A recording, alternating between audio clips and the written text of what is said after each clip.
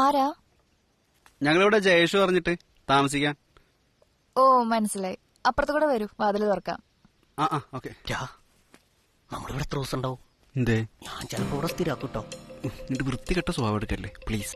Decent ആവും, വന്ന പണിയിൽ കോൺസെൻട്രേറ്റ് ചെയ്യും. നടക്ക്. ഇവിടെ വേറെ ആരുമില്ലേ? അച്ഛമ്മയുണ്ട്, പിന്നെ ഞാനും. ഓ, ഇവിടെ ഒറ്റയ്ക്കാണല്ലേ? അല്ല, ഞങ്ങൾ രണ്ടുപേരുണ്ട്. കിട്ടിയില്ലേ? ഈ വരകണ് അങ്ങോട്ട് മാറ്.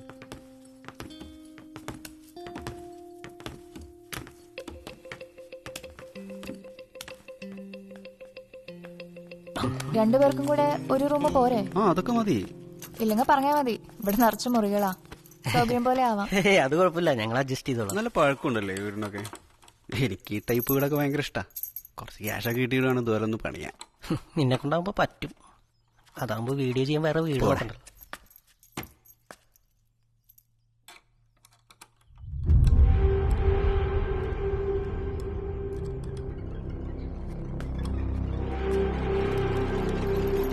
അയ്യോ തുറക്കരുത്. അതാരും തുറക്കാറില്ല. ഇതിനകത്ത് വല്ല പ്രേതമുണ്ടോ? ഉണ്ട്. അങ്ങനെയൊക്കെ കേട്ടിട്ടുള്ളത്. പണ്ടൊരു പെൺകുട്ടി ഇതിനകത്തിട്ട് കൊന്നിട്ടുണ്ട്. ബലി കൊടുത്താന്നൊക്കെ പറയുന്നത്.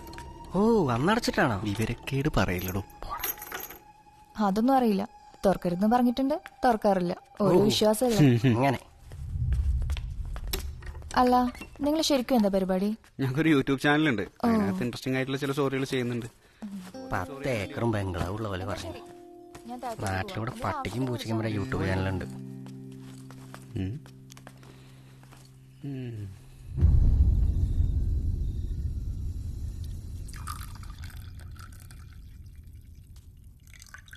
കുഴപ്പമില്ല.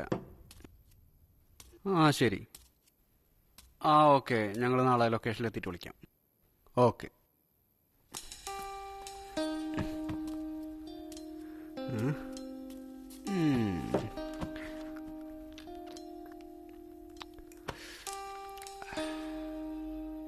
കുട്ടി കൊള്ളാല്ലേ മിസ്റ്റർ പ്രകാശ്?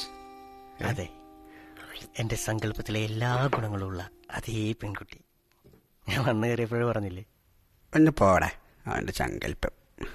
അന്ന് പാലക്കാട് പ്രോഗ്രാമിന് പോയപ്പോ അവിടെ കണ്ട പെൺകുട്ടി നിന്റെ സങ്കല്പമായിരുന്നല്ലോ. അവന്റെ ഒരു ആരന്തമ്പരാന്റെ മൂട്ടി. സകല പെൺകുട്ടികൾ അവന്റെ സങ്കല്പം. ഇതാണ് മോനെ റിയൽ സങ്കല്പം. നീ വല്ലാതെ റിയലിസ്റ്റിക് ആവണ്ട. ഞാൻ ഡീൽ ചെയ്തോളാം, എനിക്കിഷ്ടായി. നമ്മളൊന്ന് നോക്കിയാ പ്രശ്നം, വല്ലതും പറഞ്ഞാ പ്രശ്നം. ബലരാമൻ എന്ത് നെറുകേട് പോവാലോ. ആയിക്കോട്ടെ.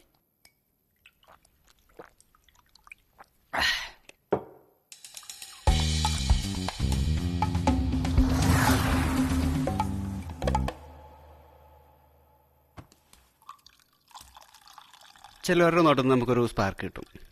ആ കുട്ടി നോക്കിയപ്പോ എനിക്ക് അങ്ങനെ ഒരു സ്പാർക്ക് കിട്ടി. അതെനിക്കും ഫീൽ ചെയ്തു. നിന്നെ നോക്കിയപ്പോഴേ അവൾക്കൊരു പുച്ഛഭാവമായിരുന്നു. അവളാ മുറി തുറക്കരുതെന്ന് പറഞ്ഞപ്പോ നീ ഞെട്ടാൻ ഞാൻ. മോനെ പ്രകാശ, കണ്ട കാലത്തിന്റെ ഇടയ്ക്ക് ഞാൻ കയറിയിട്ടുള്ള പ്രേതബാധയുള്ള വീടുകളുടെ കഥ കേട്ട നീ മുള്ളു. സെമിത്തേരിയിൽ ഒറ്റയ്ക്ക് ഒരു രാത്രി മുഴുവൻ കിടന്നുറങ്ങിയിട്ടുണ്ട് ഞാൻ. എന്നെയാണ് ആ കുട്ടി തുറക്കണ്ട പറഞ്ഞു, ഞാൻ തുറന്നില്ല. അവരുടെ വിശ്വാസമല്ലേ, നമ്മളെന്തിനാണ് വെറുതെ അതിൽ കയറി ഇടപെടുന്നത് വിചാരിച്ചിട്ടാണ്. അല്ലാണ്ട് എനിക്ക് പേടിയൊന്നുമില്ല. വിശ്വാസത്തിന്റെ കാര്യമൊന്നും എനിക്കറിയില്ല. അതിൻ്റെ അകത്ത് എന്തോ ഉണ്ടെന്ന് പറഞ്ഞപ്പോ നിന്റെ കിളി പോയത് ഞാൻ ശ്രദ്ധിച്ചു. പിന്നെ പോടാ, എനിക്ക് അതിലൊരു വിശ്വാസമില്ല. അവിടെ ഒരു കോപ്പുമില്ല. ചിലപ്പോ നിന്റെ വീഡിയോകൾ കണ്ടു കാണൂടാ, അവള് നിന്നെ ആക്കിയതാവും.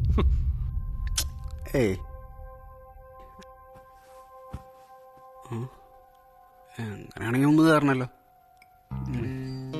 കാരണം എന്നാ എത്ര വലിയ പൂട്ടും നിനക്ക് വേണ്ടി പ്രകാശം തുറക്കും. അവളെ നീ എടുത്തോ, കൊണ്ടുപോയി വളർത്ത. എൻജോയ്. എന്റെ വീഡിയോ ഞാൻ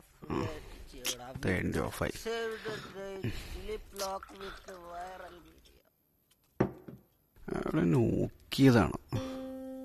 എന്തായാലും തുറക്കാം.